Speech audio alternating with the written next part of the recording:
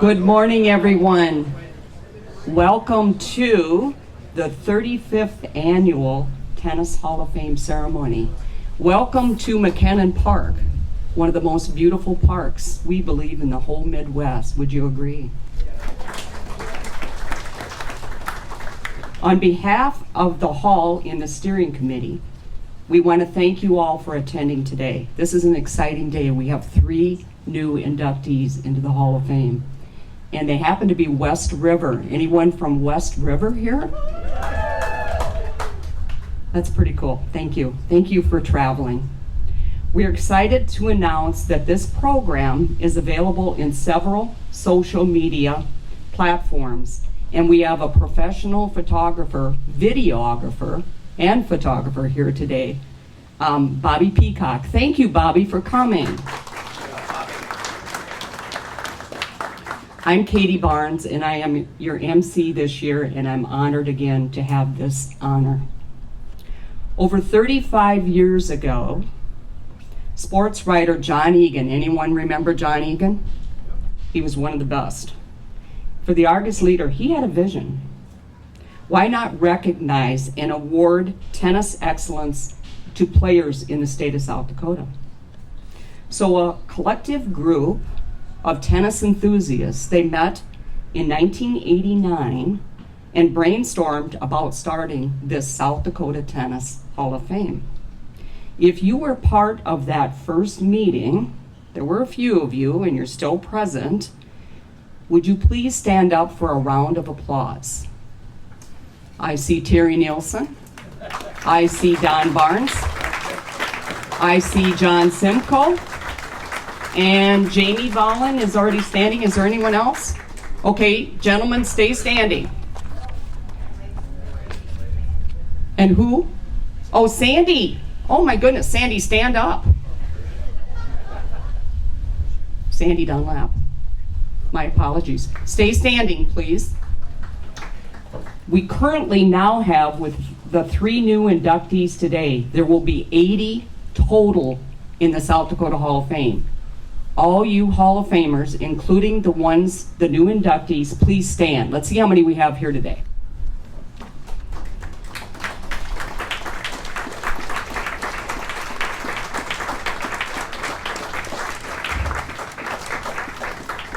We can take a count later because you'll be getting a picture by the stones. So thank you very much. A special thanks to Terry Nielsen and Jamie Vollen because they've carried this torch all these years. Also a special thank you to Drew Nielsen. I understand he's not here today. In 2006, of course it takes a young person, to put together a website. He's done a marvelous job, and we want to make sure that you all look at his findings on this website. And if you look at your brochure, you guys, it took me a little bit to find it, but if you open it up to the front page, on the left-hand corner on the bottom, you will see how you were able to access all the information on this website. And thanks again to Drew. He puts in a lot of time. All of the new pictures of the inductees and all the information will be there. So we want to make sure you take those programs home with you. A reminder also that in there you're going to find the Fenn Cup. This was back in 1990. It was originally started with Ross Fenn, named the Fenn Cup. And exciting that we have the first female that ever won the Fenn Cup in 1990, I believe it was Karen Bernard Hagee. Karen, where are you? Yes, let's hear it for Karen. And also Brad Green is here today. Bradley, would you just stand up and take a little bow? And Terry Nielsen, for your continued support as our wonderful journalism, putting together all these wonderful bios, taking the time to do that and interview all the people. So thank you very much. Before we begin our program, I just want to make mention that we lost a dear person called Cooper Johnson. Cooper was big as life. Cooper was a friend and dear to many of us. Cooper was at the bottom of the tennis team called O'Gorman Tennis, and he built himself clear to the top. Now, how does one do that? In 2019, a young lad, a young kid, walked up to the tennis courts in March, and he had his tennis racket. He didn't have a tennis jacket on. He had a parka. And this parka was not zipped. It was hanging off his right shoulder, and it had a very large hood to it. And I looked at him and I said, "Welcome to O'Gorman Tennis." He looked at me and he said, with this big grin, "I'm Cooper Johnson." I said, "Hey, Coop." Meanwhile, Coach Barnes is standing on the inside court, and he's ready for the varsity practice. And he looks at this little kid in this parka. And he said, "Hey, did you come here for ski lessons or did you come here to play tennis?" He looked at me with those big eyes of his, and he grabbed his racket and he marched over to the tennis court. We get home from practice. As we do always in the first week, we sit down, we go through the same thing. I've got the JVs. Kate, we can't have 40-some kids out for tennis. We just can't do this. We can't have them. We're going to have to cut some. So I've got the list there and go down, and he said, "Well, how was that little kid in the parka?" I said, "Not very good." He goes, "What do you mean not very good?" I said, "He's terrible." He goes, "Well, can he serve?" And I said, "Underhanded." "Can he keep score?" And I said, "I don't know. I'll let you know tomorrow." I said, "But I will tell you this. His grandpa came to pick him up today, and his grandpa is Jim Beto. He's from my hometown of Woonsocket. We are not cutting that kid." The next year, it's COVID. Sadly, nobody plays. Nobody? Cooper Johnson did. Cooper Johnson took lessons every single day. Cooper Johnson was on the tennis court with all the group lessons, and I see many of you kids out here today that were out there with Cooper. You all made him a better tennis player. He made you a better tennis player. Cooper in the 7th grade was number 27, second to last on our tennis team. He progressed as a junior and a senior and became better and better and better. So how does a little kid in a parka, number 27 on the team, go from here to playing college tennis? Well, I'll tell you how. The same way that all of you inductees today are being inducted in the Hall of Fame, with a lot of hard work, a lot of determination. And with Cooper, it's probably the same as you. And I'm looking at Jason right now. You are going to give credit to your parents. Cooper's parents told him every single day that they loved him, and he reciprocated. They said, "Cooper, you can do and be anything you want to be. Cooper, you lost that match. It's okay. You get the next one." So that's how Cooper Johnson went from being this little kid at 27 on the tennis team all the way top to play at Hamlin University. He had 1 year at Hamlin, and at his service, there must have been 50 to 60 people from Hamlin that came. He touched the lives of so many. It wouldn't have been right if I didn't tell the Cooper Johnson story. Thank you.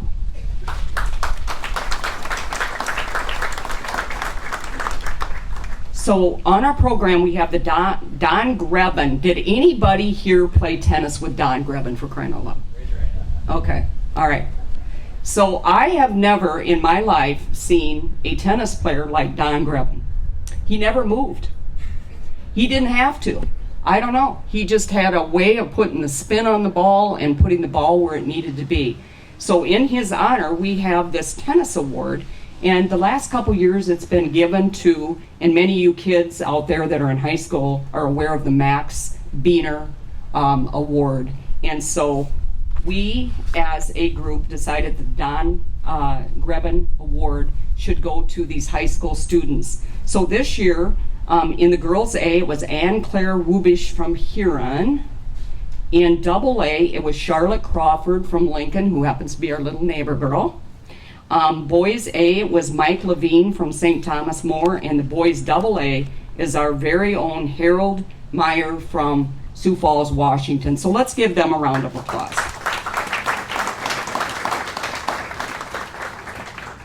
Every year we have an achievement award. And the achievement award this year is going to Sioux Park, the new facility in Rapid City. And Coach and I know when that was first completed, we stopped and met with Jason and Teresa and had a nice lunch, and we were honored to be kind of one of the first to be able to see this amazing facility. It's absolutely wonderful. It's a coach's dream, it's a player's dream, and it's a spectator's dream. It's wonderfully put together, state-of-the-art facility. And so I'm going to ask right now Jason Olson to come up and give this and present this award to Yulia Graspy. So Jason? Yes, absolutely. I don't know, I'm a little taller than her, but Sioux Park has been kind of my home away from home the last 40 some years. And when the other Sioux Park, our second Sioux Park was falling apart, the ground was falling apart, I had a parent came to me, Dr. Alicia Thornburg, and she said, what do you need? Her daughter was on the team, 2 daughters on the team, and I said, we got to fix Sioux Park. And she took it and just got everybody going, and then it took a lot of work. Rapid City is a little different than Sioux Falls when it comes to getting people to open up the pocketbooks, honestly, and to get the city to open up the pocketbooks. It was tough. And she said, well, we got to get Yulia and George on board. And George had been on the vision committee before and had knew what the process took to get it done. And we kind of got together, and I get way too much of the credit because none of this would have happened without Yulia, George, and Alicia Thornburg. And it's an amazing facility. If you can't get up there, you got to come see it because it is awesome. If you watch Rocky playing in the one finals his senior year, and all those kids sitting on the hill, the stands were packed. I mean, it's just such a neat atmosphere for kids, and it took a long time, and we put no pickleball lines on there. It's a tennis-only facility. My wife says, where are you going at 8 o'clock or 9 o'clock every night? I said, I'm going to Sioux Park to make sure they have not vandalized or done anything. Or one of the ladies in the league calls me and says, there's pickleball kids down here, and they're swearing and yelling, and so I have to spend a little extra time at Sioux Park. But our city's been behind it, and it's an awesome, amazing facility. And Yulia and George, this would not have happened without you. All the extra hours and volunteer hours that you guys did, and when they wanted to present it, when Dr. Thornburg couldn't be there, I said, Yulia's got to be there. And Liz Hamburg and the USD Northern, I mean, man, we had so much help, and it just to get this done didn't just take a little time. It took 3 years to get it to be built, and it finished, in the day our state tournament final was there, and they started tearing it apart the next day. And if you haven't been out there, we did keep the racquetball courts there. That's really the only thing that's there from the original Sioux Park when Rich and Mitch would have been playing. That's the only thing that's still left there from when those guys were playing. So, Yulia, if you can come on up here, and George, and just thank you guys for all your hard work, because we are truly blessed to have this facility, but it would not have happened without your guys' help. So, thank you very much, you guys, and we'll present this to you.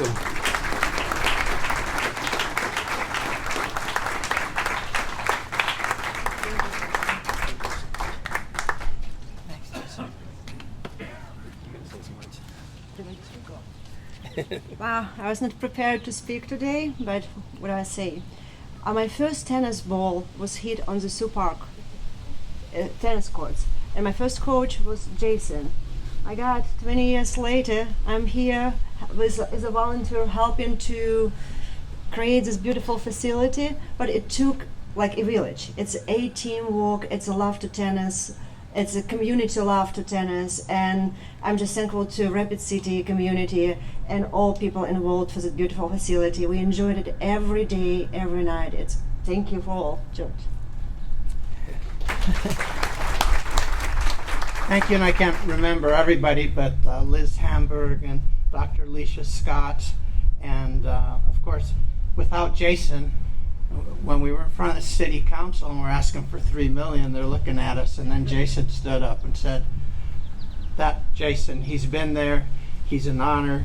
He's a great representative. He's done so much for us. And so he was a great, without him, it wouldn't have happened. But anyway, thanks for everybody to show up and enjoy. Very well deserved. Now it's even more fun to go to Rapid City to tennis.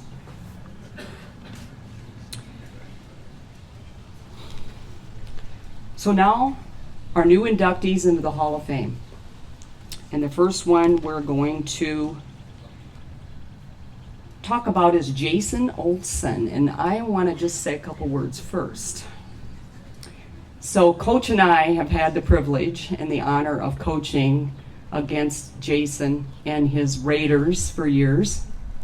And I must say that we've had a love-hate relationship. He's very fortunate that we're in the love relationship right now because I have the microphone. But Bradley is going to speak about Jason and his accomplishments.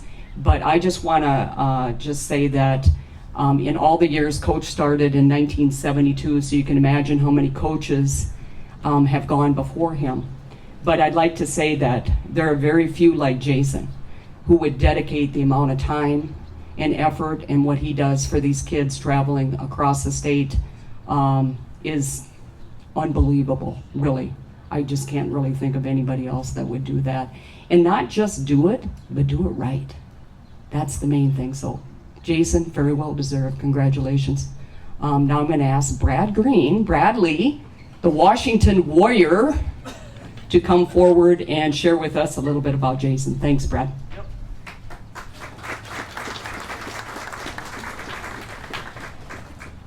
Thanks, Katie. Like she said, my name is Brad Green, and I might be the youngest member of the Tennis Hall of Fame selection and steering committee, but I'm totally cool with that. I first met Jason, I think it was 25 years ago when I was a sophomore here at Washington High School in Sioux Falls. I was a student manager for the Washington boys basketball team back then during the 1999-2000 school year and a fan of the Warrior tennis team. However, Coach, I can't remember for the life of me where we met. Could have been here, Washington, maybe at Stevens, I don't know. Sorry, but it was a pleasure to meet you then, and I'm so glad we're friends today. I wrote Jason's bio for the brochure, so you can look at it later, and it was a truly joy to be able to tell his story. I'm a journalist by trade, and I love telling stories. However, the Jason Olson story might have been one of my favorites to tell. After that initial year of managing basketball, I added football and boys tennis to my repertoire during my junior year at Washington. So in the spring of 2001, the Warrior tennis team looked to defend their crown against a host of rivals. I remember seeing Jason here in McKinnon Park for the state tournament, motivating his guys to do well, and they did, of course, but not well enough. They lost to Washington. But they did have good players. The names of Mark Kappelman, Brian Sadowski, Steve Grants, Ryan Schallberg, Josh Benham, Corey Pollock, and Brent Sterloxen come to mind. Very good players, all of them in their own right. The next year, they finished second again during my senior year, 2002, with Grants, Benham, Corey Pollock, who won Flight Forward singles that year for the first time, Sterloxen, Luke Jackson, and DJ Martinez. To this day, if I get the chance, I definitely want to try to take in the state tennis tournament and see if Jason's working with that bunch of Raiders to see if they can bring home that elusive state crown. I had the chance to talk with Mark Kappelman recently, and he remembers meeting Jason as a 5-year-old. Jason was the first person he met involved with tennis. He even remembers being bat boy for your Drillers baseball team, Coach. He also recalls playing games with you during practice called Boxman, Around the World, King of the Court, which made tennis fun for him and his teammates. After Mark said he made the Raiders team as an 8th grader, he recalls Jason driving him and his teammates around the state in a minivan of all things to come play the game they love. He remembers the minivan even having a TV, and so they break out movies like Caddyshack, Airplane, and Fletch, Coach? Really? Come on. But all kidding aside, Mark recalled Jason saying, "I like the fact that you're a multi-sport athlete for me." Mark played football, basketball, in addition to tennis, and Jason loved how he could compete in all sports very well. Mark also said that Jason was loyal, fun, and a great advocate during his years at Stevens. Mark said he even went back to Rapid City when he was at Arizona State and worked with Parks and Rec and Jason during the summers. I also had the chance to talk to Whitney Pollock Hanley. She remembers Jason as a tireless champion for the entire Rapid City tennis community and a hard worker, and as a hard worker. He made sure that she was part of the team when she joined Jason Stevens' girls tennis program as a 7th grader. She said he taught her to be a good leader and a good teammate, and this has proven beneficial for the rest of her life. She also did look back fondly on that rivalry the Raiders had with O'Gorman during those high school years. The battles with O'Gorman made her a better player, she said, coaches. So she even remembers one time going to Minneapolis and getting stuck with 11 people in an elevator. Is that true, Coach? It's more than 11. Countless people have benefited from Jason's tennis programming and Park and Rec program in Rapid City over the last almost 40 years. I think you mentioned last summer you worked with nearly 1,000 people, Jason. Pretty impressive, Coach. Keep up the good work there. Like we just heard, Jason helped a group of Rapid Cityans get the new Sioux Park built. The old park was needed as a major love, and Jason and Yulia and Dr. Thornburg, Liz Hamburg, gave it themselves to get it done. I haven't been personally out there yet, but from what I hear, it is one of the premier tennis facilities in the country. I want to get out there, and I will, I promise. Whitney also said that you just had a major tournament out there, Jason, too. Very cool. So if you want to read more about Sioux Park, I also wrote their story in your brochure, so feel free to look at that. Being a stats guy, I had to break out a few stats. 10 combined state championships. Three boys, 7 girls, including the incumbent girls won last year. 22 runner-up finishes. Nearly 1,200 wins in the past 28 years. So you're saying this guy simply loves tennis and all that goes into it? Yeah, let's say that. So Jason, for all the work you've done with Stevens Tennis, those countless Park Rec kids and adults, and of course happening to get new Sioux Park happen, you are totally deserving of this honor. So I guess all I got to say is, without further ado, let me introduce you my friend, the newest South Dakota House of Famer, Jason Olson.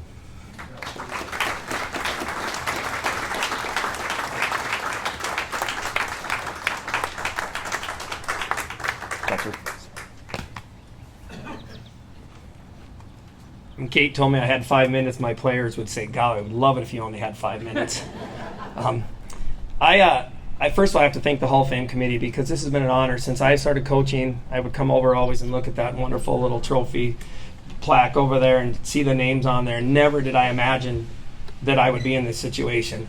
I wasn't your typical tennis player. I was a basketball player, I was a football player, I was a baseball player. And we were country club members at Arrowhead, and they were starting a tennis program, and Joan Ward got me started in tennis, and she put me in a tournament the very first week. I just barely played tennis. I did not know how to keep score. Did not know. And I kept beating people. And they thought I was mocking them because they're like, "You won." I'm like, "Really? I won?" Well, I get to the finals. I'm playing this girl named Stacy Cons. She was a golfer and a tennis player. She destroys me in the first set. I'm playing with my mom's Chris Everett wood racket. I break it. So I'm going in the second set because I'm a baseball player and football player. I don't know how to handle tennis. I break it and I said, "Mom, can I get another racket?" She just looked at me. My mom was all the smiles. I double fault. She said, "Good job, honey." Didn't matter. She said, "We don't have another one." So I played the second set with the broken wood racket and lost. I learned a lesson that day is bring 2 rackets, definitely, because we didn't play with 2 rackets back then. But no kidding aside, I have loved the game of tennis, being a Park and Rec person. I actually had to go on the court for a couple of Mitch's matches with Daryl and some finals at the old Black Hills Open years ago. Tennis has brought so much to me. It's given me way more than I've given it. The relationships, I've been getting texts from former players. Mark Kappelman, box man, we put a box over his head and tried to hit him with the box because he was this little kid, and he loved it and he thought it was fun. But it's a game that we don't do anymore because I might get in trouble. I have so many people to thank, but most importantly, I would not be here without my mother. Not just because she gave birth to 6 kids, but she is the most supportive person. She does everything, and when I said I was going to be inducted, it was such an honor, and she said she's going to be there. She's 86 years old now, but talk about role models. I'm a school teacher, and I love teaching. They say I could retire a couple years ago. I've got 32 years in. I'm not going to retire until I don't love it. And I love kids, just like Coach Barnes kept coaching forever. I love kids, but I have 2 role models that were in my life that really impacted me, and one was Martin Luther King, from learning how to the peaceful protests and all those things, and how to accomplish things the right way. But more importantly than that, my major role model in my life has been my mother. My mother's in the South Dakota Hall of Fame. She just does everything, and she does everything without wanting any recognition. And that's how she raised her kids. I honestly am here because she's here, but I don't honestly love to get in front of. I'd have my teammates my team getting in front of things like that. But I'm just lucky to have such supportive parents. My dad died years ago, but they were my biggest cheerleaders always. And as we move forward, I got very lucky that I married Teresa, sitting right over there. We just had our big anniversary, went to Jamaica for it. And I'm four kids. They all played tennis. Two of them went on and played one played at college, both played all the way through high school with me. But my wife Teresa is so supportive, calling her the night before and telling her the night before, hey, team dinner at our house tomorrow, 50 kids. Many times, whether it was basketball or tennis, and or baseball. Didn't matter what it was. I've just been really lucky that I've had support. Yesterday we grilled for 50 kids at Sioux Park. We had a little thing at the end of one of our kids was in, and we just put a grill, and we went and bought the grill, did it, and put it together like that. She brought down the stuff, and we did it because tennis has got to be fun. I learned that a long time ago. Tennis has got to be fun, and that's why I still do it. I love getting up. I taught 35 lessons in a week, and they're like, "How'd you do that?" I'm like, "I don't know, but I go to bed a lot earlier now." And as I'm about done here, as Kate told me, I only got 5 minutes, which is awesome. I had some people come here, a lot of Rapid City people here. I appreciate it so much. You've been such a big part of this journey with me. But a couple coaches that I invited, I really want them here. One was Scott Ewald from Watertown. We were really close friends. The other was Doug Sims sitting back there.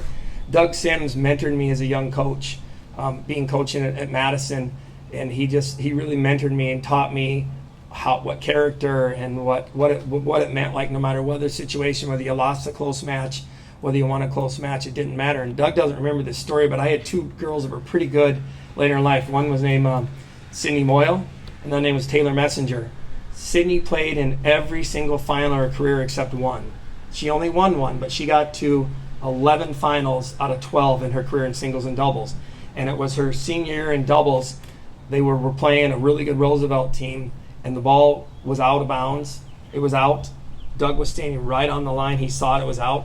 And our girls called it in. They didn't see it, and they ended up losing the tiebreaker and then lost the third set. And so that was the only final she didn't get to, and it was out by that far. Whenever I see those two girls, I remind them every time. And Doug came up to me right after that match and said, "Wow, what character! Those girls could have easily called that ball out, and it was out." And that's kind of the guy he was. That he was always an honest guy, and I really appreciate Doug. I appreciate you being here. And congrats to both of you two, Rich and Mitch. I mean, you guys have done so much for tennis, not only in our community but in our state. And you've got some players going on some pretty big things out there too, Mitch. And I appreciate this honor because it is humbling. I've been inducted into the South Dakota Coaches Hall of Fame and the Stevens Hall of Fame, and honestly, this means the most because it is tennis and it's just tennis people. And I never even imagined that would be there. And I really appreciate it because I love what I do, and I think all of you guys love it here. I've coached against a lot of you kids out there. I've taken a couple of you on Minnesota trips. I got stories that I could have told too about her son because he went with me onto a JTT sectional in Minnesota one year. But I told Benny we keep those secret too. But thank you all, guys. I really appreciate this. Such an honor. Thank you very much.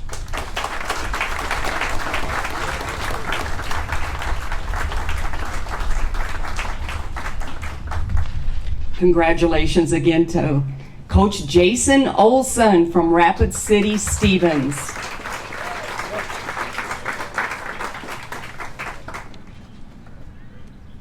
Our next inductee is Mitch Bridge. Mitch, I don't know much about you, so I'm really excited to hear. So here to tell us all about this guy that is mysterious to some of us is our one and only Rich Linker.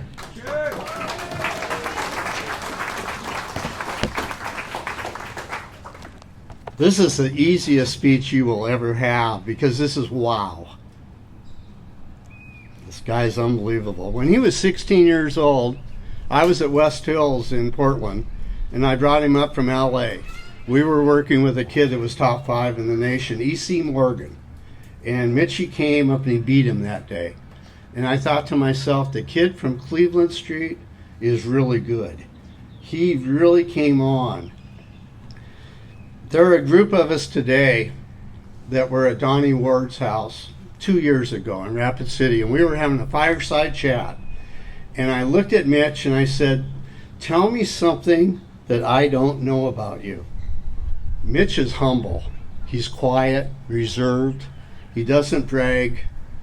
He pondered it just a little bit, and he looked at me and said, "I was the hitting partner for Pete Sampras and Michael Chang in my prime. Think about that a little bit. Sampras was ranked number 1 in the world for 286 weeks. Winner of 14 Grand Slams, 64 ATP Tour events. Michael Chang is the youngest person to win a singles major, winning the 1989 French Open at 17 years old in 109 days. He went on to win 34 ATP events. I'm proud of this guy. I'm one of his biggest cheerleaders with Mike Ridge, who's here someplace, his brother. As I mentioned, Mitch is humble. In 1990, Mitch was ranked number 1 in Southern California, men's. That doesn't happen very often for a kid from South Dakota. Number 1 in Southern Cal, arguably the toughest section in the United States. He played doubles with Peter Smith. Peter was the ex-coach at USC, and he won quite a few titles, and Mitch was on a top 5 national team at Long Beach State. This year we got to see Peter Smith's nephew at the Market Beat Open. 6'6" surfer dude from Southern Cal, and he played some great doubles in Sioux Falls. Mitch and his wife Kim and sons Cooper and Jordan operate 3 clubs in LA, these are big clubs, these aren't small clubs. Billie Jean King Club, which is dear to my heart. El Dorado, where you go and you watch the players filter in about 12 o'clock, and you'll see a group of 10 courts going down, and all the UTRs are 13, 14, 12, 11. And what was amazing was all the players knew exactly where to stand. They all knew each other's UTR. The top court was going to be the top UTR, and it went all the way down. And it was amazing. Anytime you get a chance to be down there, check it out, because you'll see players like you've never seen before. The Billie Jean King Club is just a quaint little club that I love. I love Billie Jean, and I'll talk about her in a little bit. But this club is right next to a big high school, and it's consistent, and it takes care of thousands of people all the time. And then there's the gem, Lost Cab. Lost Cab is a big club. 52 pickleball courts, 14 tennis courts. There used to be more tennis courts. Sorry about that. Home of Tier 1. He's hanging out with Lerner Tien, Alex Mickelson all day long. He's known them since they were little kids. Mitch is an ambassador for the Market Beat Open. He's an ambassador for Sioux Falls, South Dakota, and South Dakota. And out of nowhere, Lerner walked up to Mitchell a while back, and he said, I didn't get to go to the Market Beat, but I've talked to all the pros from Southern Cal, and they love Sioux Falls. And they're going to be back. we're going to get them back again. So he's an ambassador. He's the CEO and founder of the Southern California Tennis Academy. He works with international players, national players. They've got housing, and all day long he's on the court. He's working. And it's really something to watch and see. You saw one of his students, Carson Brinstein, Wimbledon, court number 1, Elena Sabalenka, ESPN, 3 weeks ago. She lost 6-1, 7-5. She was up 5-4 in the second. He was a couple months ago at Roland Garros in the coaching box with Carson. He's been out there, and you're going to see him a lot more. I'm hearing that he's going to be out on the circuit with him. In 2024, the Bridge family received Southern California Tennis Family of the Year, USTA. It's one of the biggest sections in the country. Congratulations, that's big. It's huge. Mitch is the second link to the Randy Stoppe lineage. I keep on saying that. There's lineage. Stopey started it all. I came on, and Mitchie came on with Mike right after that. So it all started, and we'll talk a little bit about that. He thrives in a world that very few people get to see. He's surrounded by top juniors in America, collegiate players, ATP players, WTA players. That's his world, and he thrives in it. It is with great honor that I present this inductee to the South Dakota Tennis Hall of Fame, Mitch Bridge.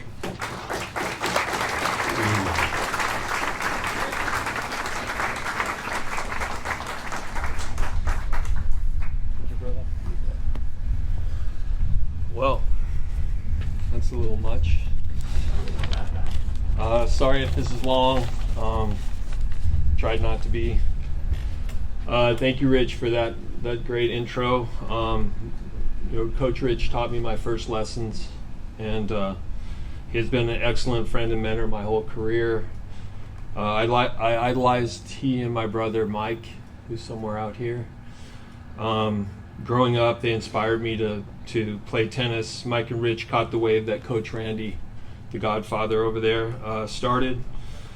And I ride that wave all the way to today. Without Randy being the catalyst, I don't know if we would have been inspired. I doubt it. I would like to start out today by thanking the South Dakota Tennis Hall of Fame for this terrific honor, and I'm glad that I'm up here with my fellow Rapid Cityans, Jason Olson, Rich Lenker, and the beloved Sioux Park Tennis Facility. I want to congratulate Jason.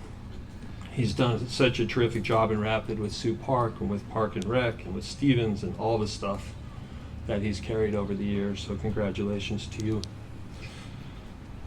This is my third time, I believe, in Sioux Falls. The first 2 times playing the South Dakota Open in the 12s and 14s maybe.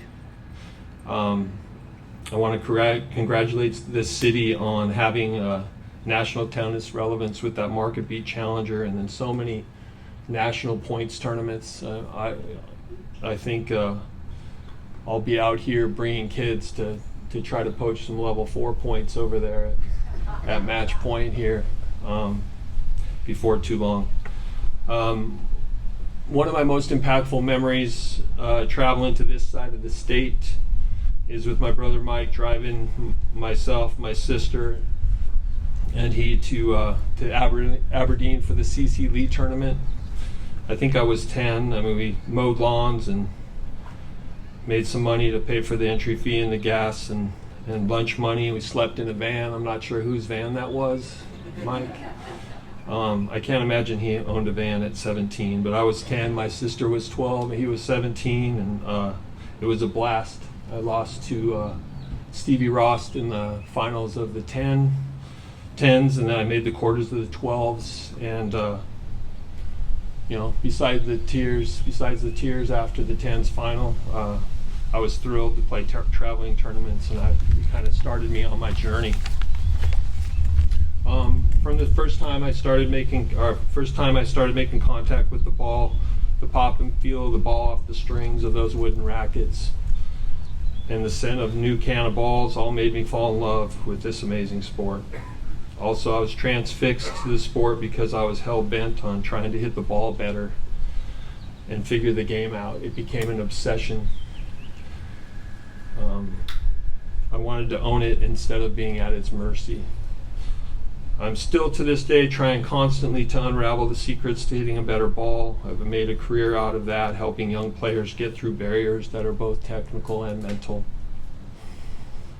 And I just can't believe I chose such an amazing sport. My whole tennis career growing up, I wanted to be an ATP touring pro. I don't know if I could have done it more ass backwards. No offense to Rapid City, but I grew up in Rapid City, not historically the international hotbed for ATP player development, turns out. And then we moved to Ridgecrest, California when I was in 8th grade. I have a lot of love for Ridgecrest, but the tennis level was lower than it was in Rapid. And so I was the top player there through my high school, got down to Grossmont Junior College in San Diego. Tennis level was better. But finally getting to Long Beach State after 2 years in San Diego, I arrived with where world-class players and world-class coaching was, and things started to really take off with my game, and my eyes were wide open. By then, though, I'm already 20 years old, and most playing professionals when they're 20 are playing professional tennis already, or close to it. So my professional playing process was just really beginning when my peers were mostly finished developing. So my process ended up being a poor path to play at a high level professionally, but an excellent process for developing as a coach. No one outworked me in my 20s, but my destiny was to coach, and the passion was there. The passion of someone who never really attained what he was dreaming about his whole childhood, traveling around the world, playing those exotic European clay court tournaments. That was the dream while hitting balls as a kid, and it was easy to dream on the south side of Rapid City with sports facilities everywhere, tennis courts and baseball fields, football fields, pools, ice skating. All of that was on the south side, so it was easy to be an athlete over there. I wanted to be a pro in all those early sports. It wasn't just tennis. When I threw footballs, I wanted to be a quarterback and a major league pitcher, and then tennis came along with Jimmy Connors and Chris Evert, and won over my heart and mind. I've had some fun achievements along the way. Getting, as you said, just the Southern Cal stuff, the men's singles and doubles, being on the number 2 Division I tennis team at Long Beach State and earning an ATP ranking in singles and doubles. That was great for me. But mostly my journey was playing money tournaments in Southern California, eking out a meager living while supporting my playing habit. So I won over 100 singles and doubles tournaments, open tournaments in my career while trying to rise up the ranks, and I love the journey.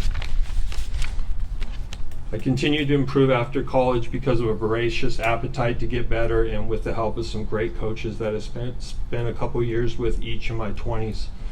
Tour-wise, I didn't do all I wanted, but that probably only enhanced the fire that I still have for it.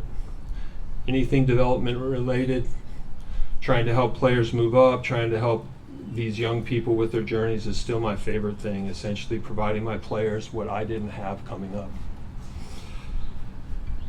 Today my family manages the 2 tennis facilities that Rich talked about. We run, one of my sons is the day-to-day manager at the 2 facilities. My other son is the head coach at the academy. Both my sons played tennis all the way through junior national circuit stuff, and then got Division I scholarships. I have a couple of other part-time businesses, one managing the largest pickleball club in SoCal. Sorry about that. That was an accidental success, but I'll take it. And the other is growing tennis and pickleball in China. But nothing compares to the tennis coaching.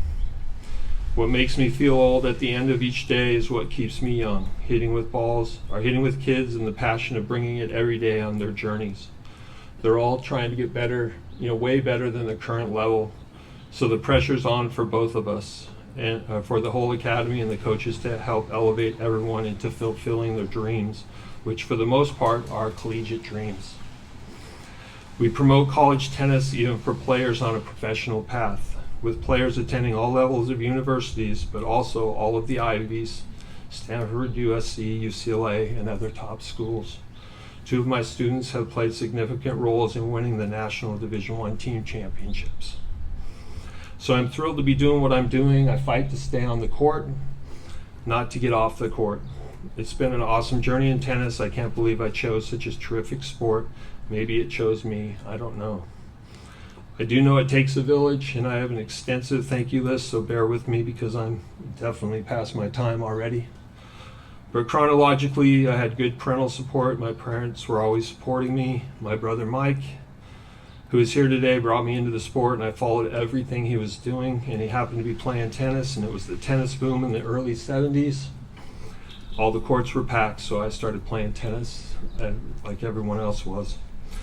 I'd like to thank the people I hit with early on, my tennis friends back at Sioux Park, the Capriva family. Larry Capriva was a tennis buddy, as was Donnie Ward, who was a great friend of mine in the early days, tennis friend. Mark Sogi was another hitting partner, friend of mine.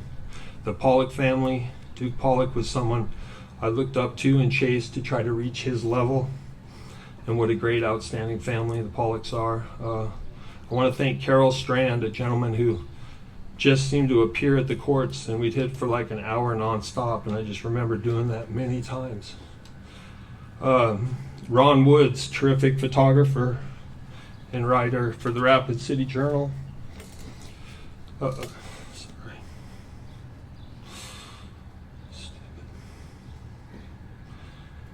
Anyway,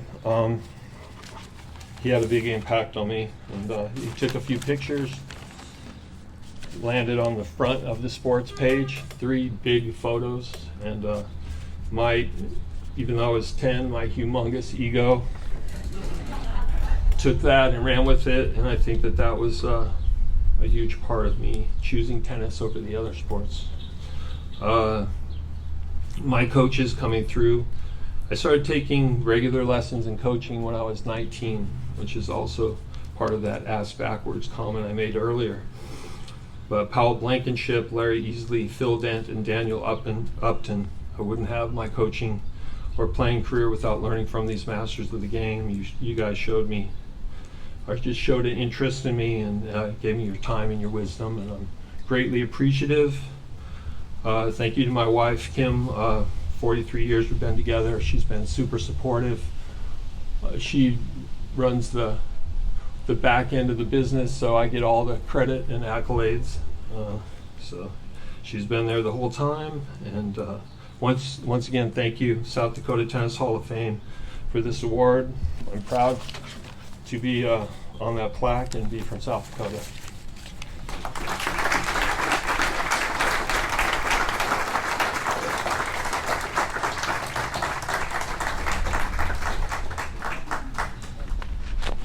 Well, the mystery's over. Now we know who Mitch Bridge is. Wow. Congratulations, very well deserved, Mitch. Probably should have been in a long time ago. All right, well, last but not least, we have Rich Blinker. And here to present that is Mark Velick. And I'm going to just give you a little bit about both of them. First of all, I really got to know Rich at the last, at the Market Beat Open.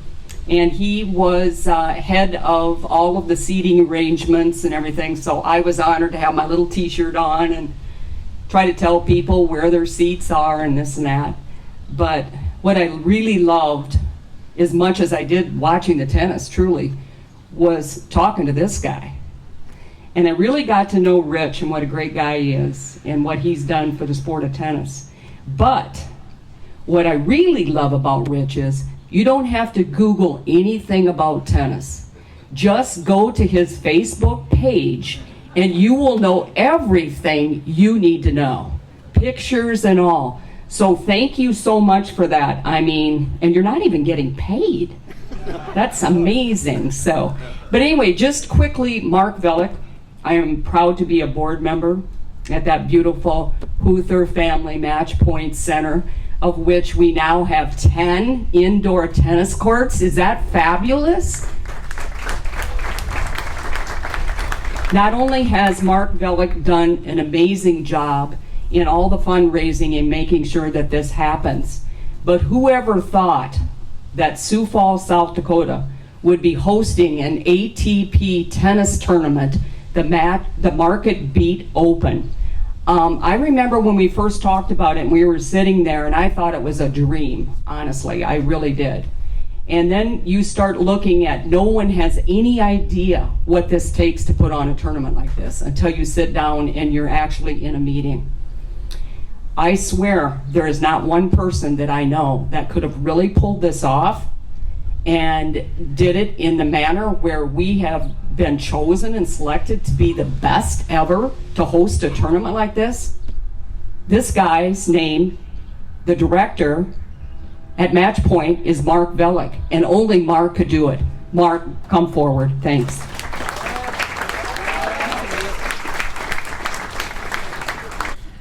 Thanks, Kate. This ceremony is one of my favorite tennis events in South Dakota every year because we come together and celebrate the history of South Dakota tennis and all those who have impacted the game through playing talent, coaching, and service to growing the game.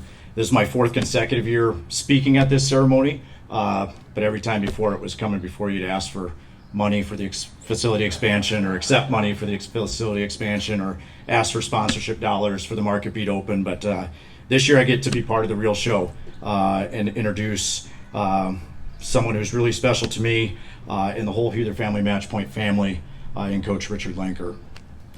And I say family because that truly is what Match Point is. It's why I'm so proud to be a part of it and everyone associated with it. We really are a family.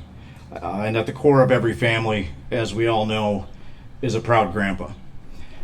And that's the role Rich plays at Match Point. His enthusiasm and passion for all of our players is contagious.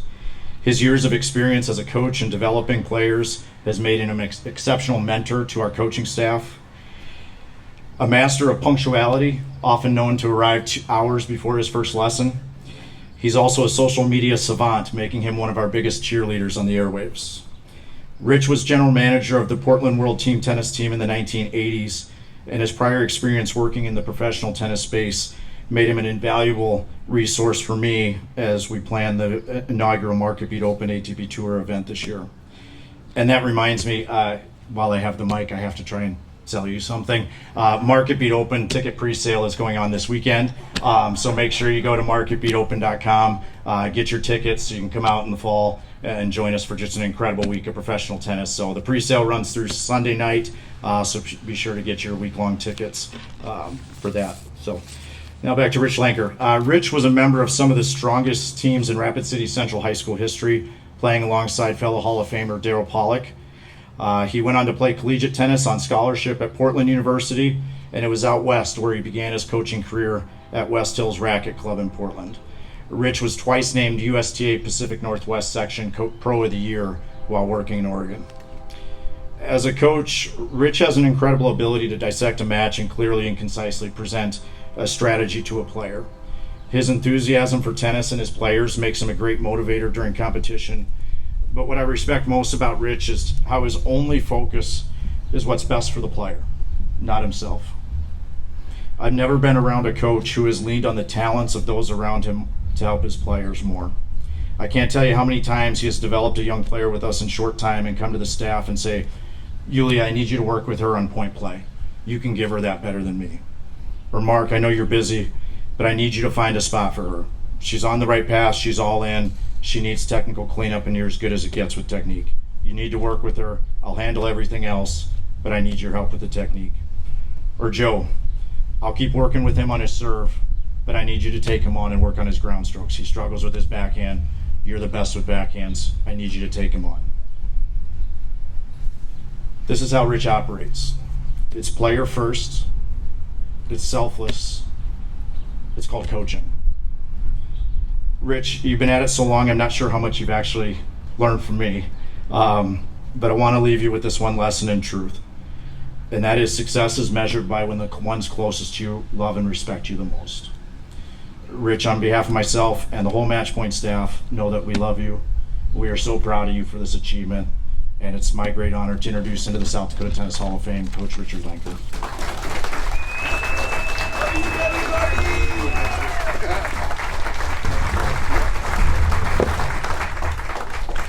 Woo. That's a tough one. There's a couple quotes from Donnie Ward in Rapid City that I believe in. One is, it's all about the journey. And it's been a journey. It's been a long journey. The second one is, do you like it or do you love it? Which one? You like it, you play. You love it, you live it. And we've seen all of it. And it's okay to go either way. 3 little tennis courts at South Junior High, Rapid City, South Dakota.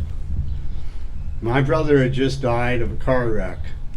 I was 11 years old. We had just moved there. I lost my brother, but Stopey walked into my life within days. Godsend. And from that point on, I was loving it. Then came Mitch and Mike. Then came the Pollocks, Hammerquist. Everything followed after Stopey walked in. And that's how it went down in Rapid City, South Dakota. It takes a village, and there are two things that are two constants in my life. I managed to get hooked up with a lot of people named Bob, Bobby, Robert. Happens all the time. It keeps on coming. The second constant is I'm around sports writers. I really had fun with Terry Nielsen this last few months. He's a sports writer. And we could talk, and if we got together, we could go away for a weekend and just talk. And that's a sports writer. In the audience today is one of my closest friends, Kerry Yeagers from Portland, Oregon, and his wife, Steph. I've known him for 45 years. This is a 6-time National Sports Writer of the Year. He's been with the Blazers forever. He's an Oregon State guy, not a Duck. He's an Oregon State guy. But we've been through everything as far as sports, and thank you for coming. It's a long trip.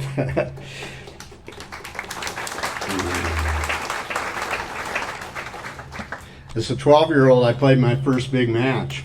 Paul Richardson, C.C. Lee. Stopey never showed up to the match. Do you know why? Because he knew I was going to get slaughtered. And I did. I got beat 6-0, 6-0. It happened in about 25 minutes. Paul had top spin. He had slices. He had a spin serve. I didn't have anything. And he killed me. And that match helped me so much in coaching because all the kids that we teach that get beat 6-0, 6-0, I tell them that story. It happens to all of us. And it consoles all the kids. And so I'll never forget Paul Richardson. Mike Ridge and I were the pioneers. We took on the big boys over in the East River. In the West River, we were big fish in the little pond.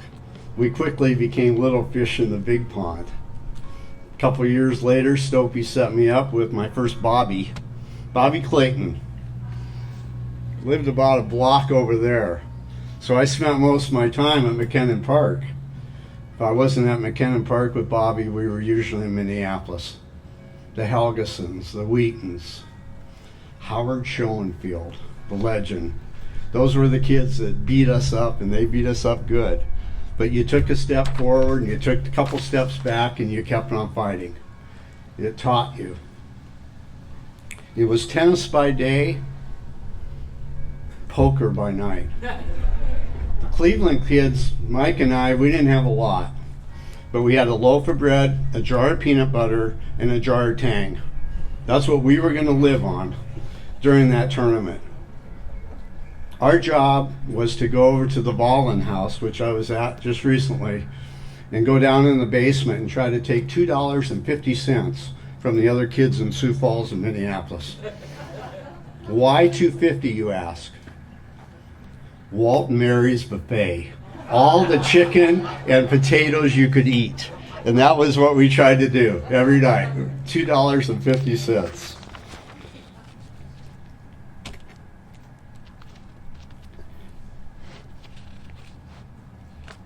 Next one's the big match. I tell this story all over the United States.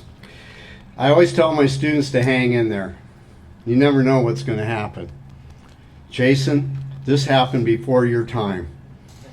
You might have heard the story. I was playing against a senior from Stevens High School. I had never lost to anybody from Stevens in my life.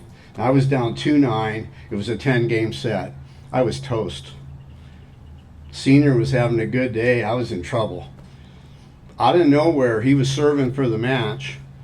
A photographer for the Cobbler Journal yearbook came up, and he wanted to take pictures of me because he was on a deadline. The senior was trying to serve out the match, and he asked politely, don't do this right now. This is a big win. Not right now. You go over there. Kyle Fees didn't know anything about it. He kept on taking pictures. Senior went up with his racket and bashed Kyle Fees over the nose. The camera flew down onto the court, shattered all over the place. Blood. He made one problem. There was one mistake, and Kyle Fees was a Golden Gloves boxing champion for South Dakota. He got up and he punched out the guy. Ron Wood, the sports writer, had so much fun writing about this. The coaches hauled him over to the side. They huddled and they decided we had to finish the match. So we went back out there. Half an hour later, we got it. I got it 11-9. But that's the story. That's the story. In 1974, there was a young lieutenant that showed up at Ellsworth Air Force Base. It was at the end of the Vietnam War, sort of. We were getting there.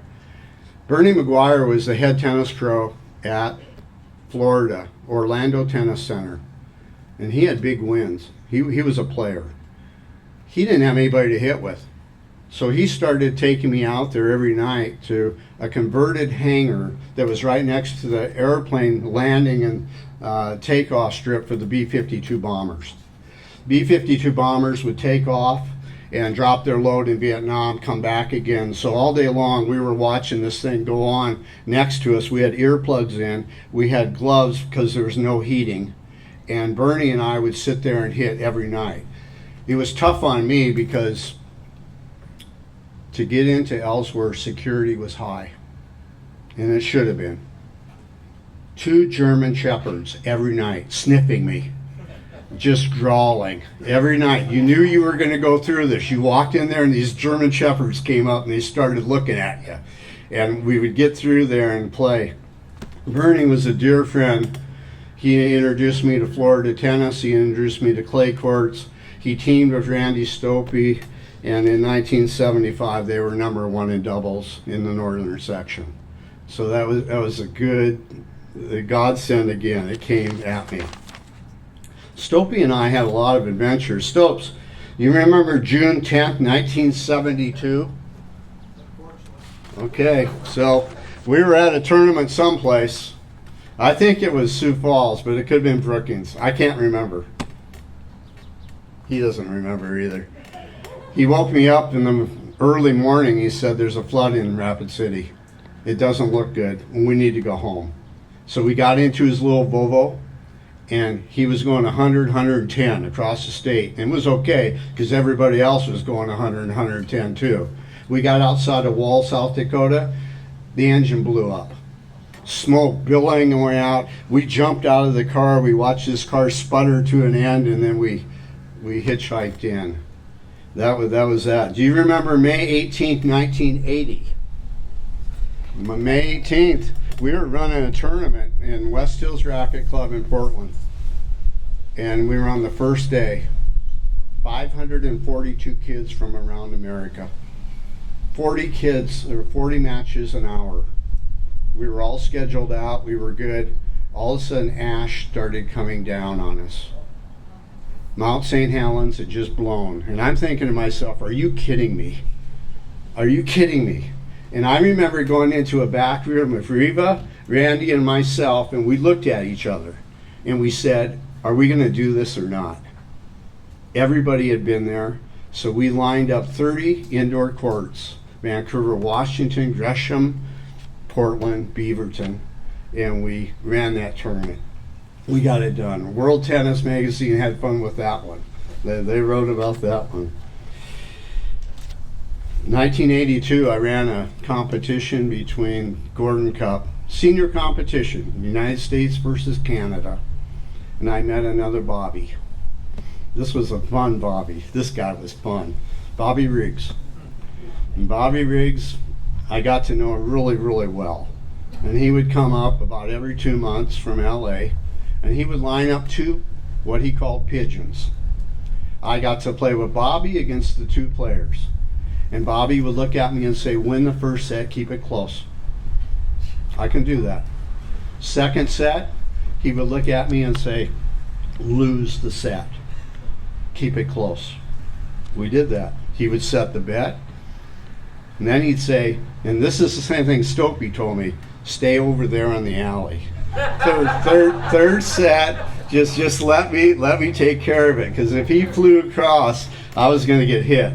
Bobby would just hit winners. He just hit one winner after another. We never lost. And that was the start of Bobby. I tell one more Bobby Riggs story, and it's an unbelievable story.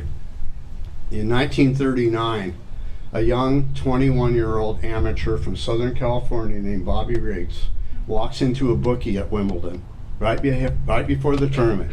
I'm Bobby Riggs, and I'm from Southern Cal. What odds will you give me to win the Wimbledon singles title? And they looked at him and they said 12-1. Gave him the money. He walked out. He came back in again. If I win the doubles title too, 2 titles, and let the money ride, what odds will you give me? 24-1. He walks out. He comes back in again. Triple crown. No one's done it. Mixed doubles, men's doubles, singles. 1939, guess what? He got it. That was Bobby Riggs. And he was fun. Another Bobby in my life.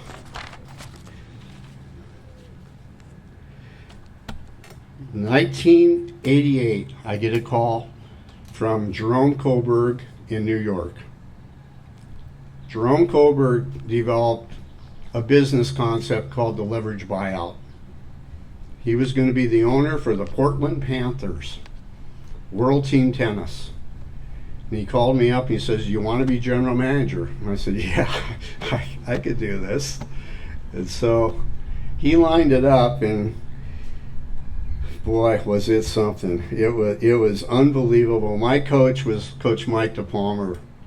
Mike was the co-founder of the Bollettieri Tennis Academy with Nick Bollettieri. He was the legendary NCAA coach at University of Tennessee. And I got to hang with Mike about 2 to 3 months every year. One of the best coaches in America. Our players included Mike DePalmer Jr., who had a win over McEnroe at the time, and Diane Fromholz-Ballestrat, one of my favorites, number 4 in the world, Australia. She went into the Hall of Fame for the Australian Open. And my favorite was Ann Smith from Dallas, Texas.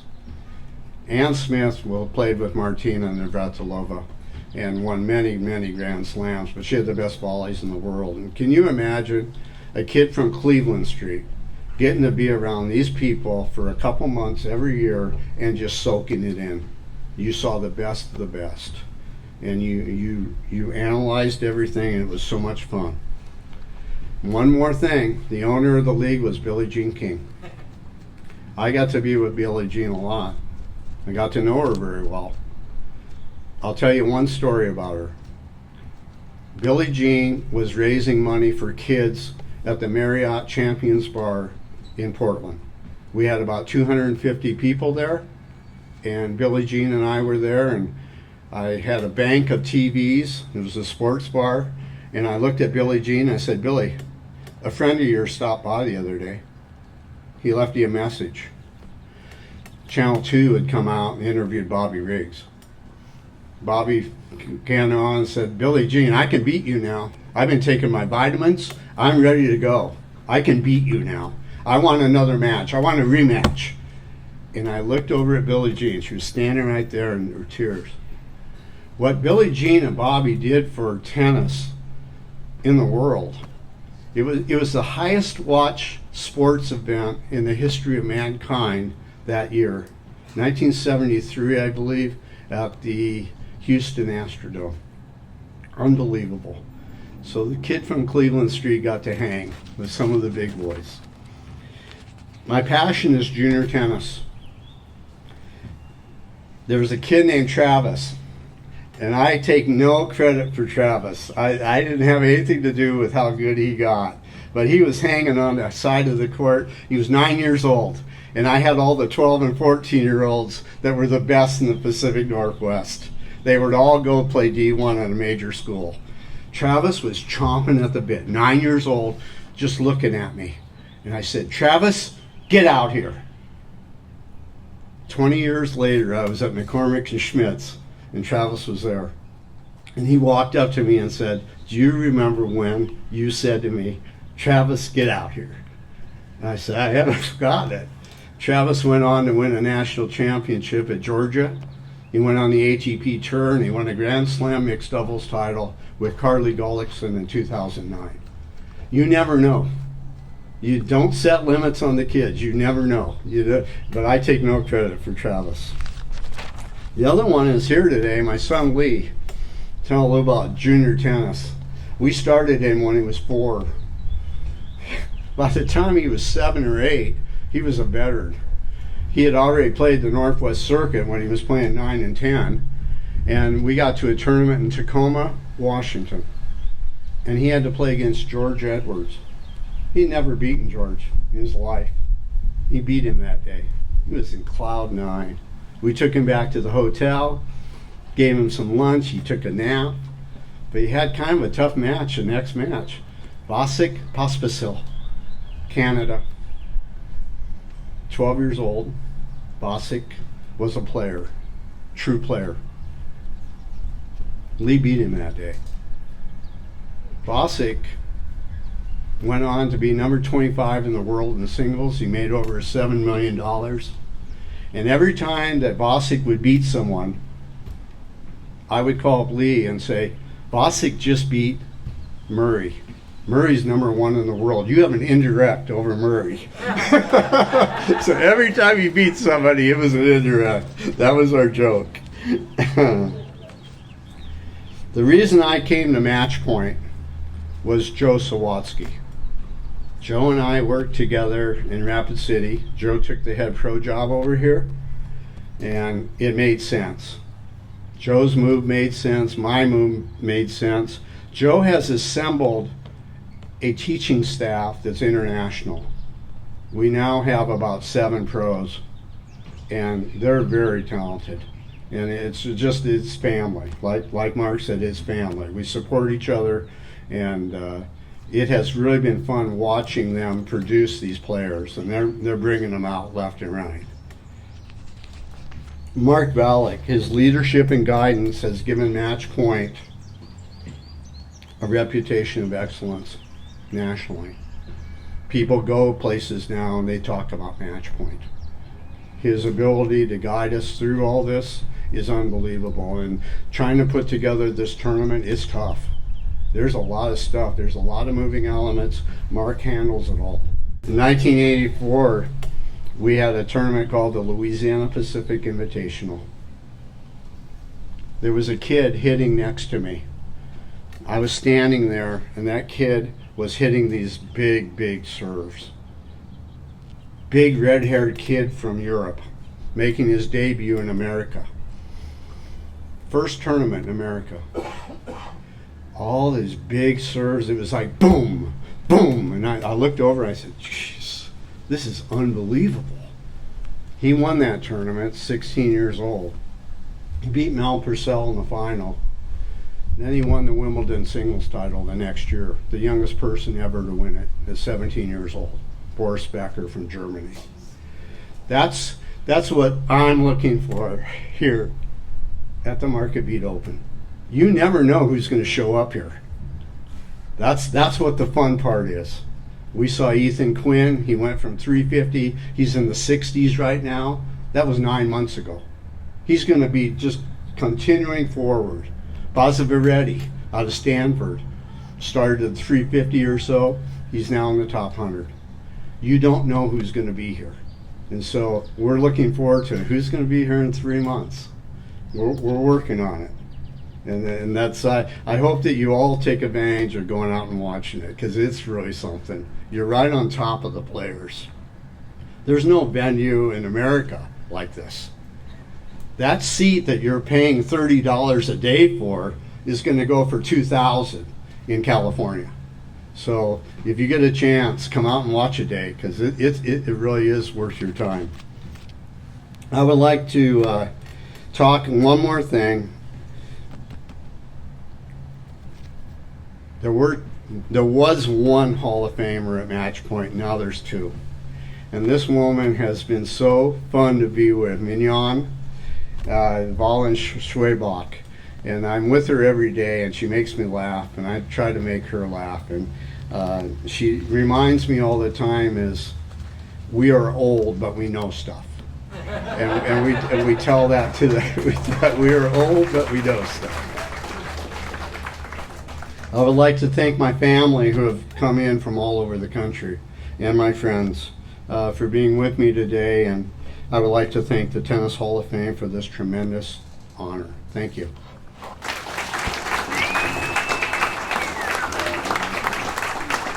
Congratulations, Rich, and the beautiful Huther family match point is very fortunate the first day that you stepped in that front door. So thank you so much. You also have, I agree with you, it's an incredible staff. And all the pros. Let's hear it for that facility. And before we close, Jamie Vollen would like to give just a little brief report about the Hall of Fame sponsorship for the ATP tournament. Jamie.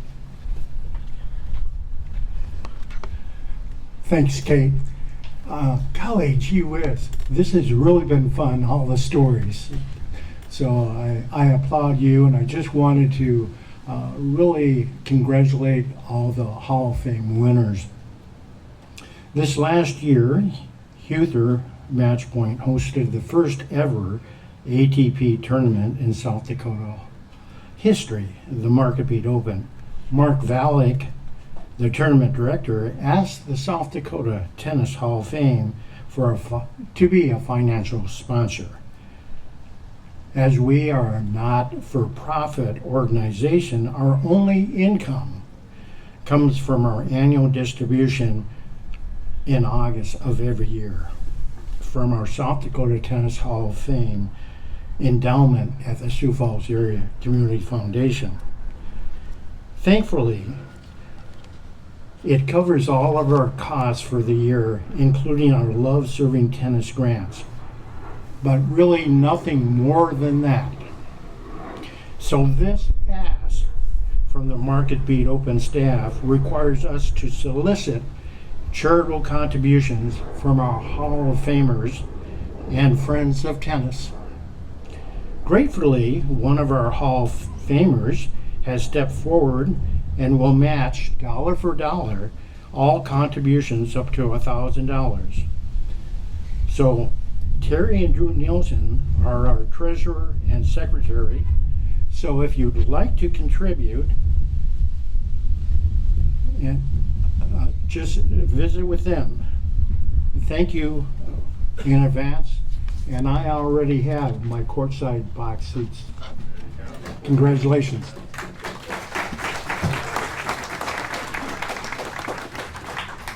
Thank you, Jamie. You can count on Coach Barnes. He's going to write you a big check today. So this concludes our program, and thank you all for coming, and congratulations again to all the inductees and our Achievement Award. So we're going to ask that all of the Hall of Famers, all the inductees, and all the current or the present Hall of Famers show up over at the marker for a photo, and we look forward to seeing you all next year. And just one last thing, make sure you get out and watch some of the tennis, because if you haven't done that yet, it's unbelievable the players that we have here this year. So thank you all for coming.